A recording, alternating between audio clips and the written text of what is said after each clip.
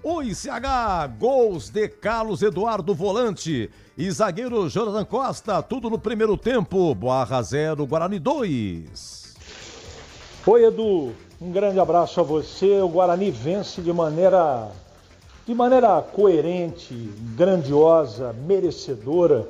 O Guarani jogou um futebol muito parecido com o futebol em termos de organização da partida fora de casa na goleada contra o Maringá.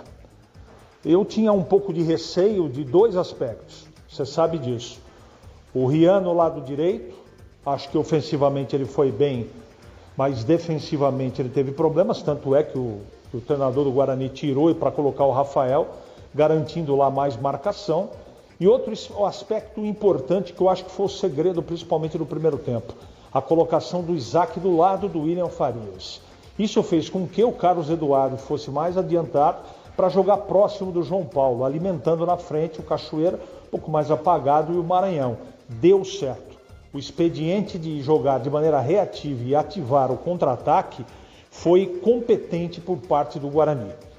Não foi fácil, né? Foi um jogo cheio de alternativas. O Barra teve pelo menos 4 chances para fazer gol, mas não teve competência. Adianta a gente ficar conjecturando, dizendo, porque o Barra teve volume de jogo. Teve volume de jogo e não teve competência para colocar, né, a bola para dentro do gol. Eu não conheço outra maneira de um time vencer uma partida de futebol sem fazer gols. Não tem jeito. Então eu gostei do meio-campo, acho que o treinador Hélio Cizenando está encontrando um caminho para escolher o time ideal para esse jogo. Ele foi muito coerente diante das peças que tinha à sua disposição.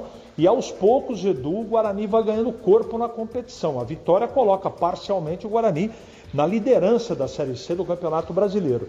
Mas a vitória de hoje, fora de casa, contra o Barra, foi construída com organização, com parte disciplinar na parte tática e estratégia. A estratégia do Guarani, além da competência nos gols, fizeram com que o Guarani estivesse ou vai retornar para Campinas com 3 pontos na sacola. Edu.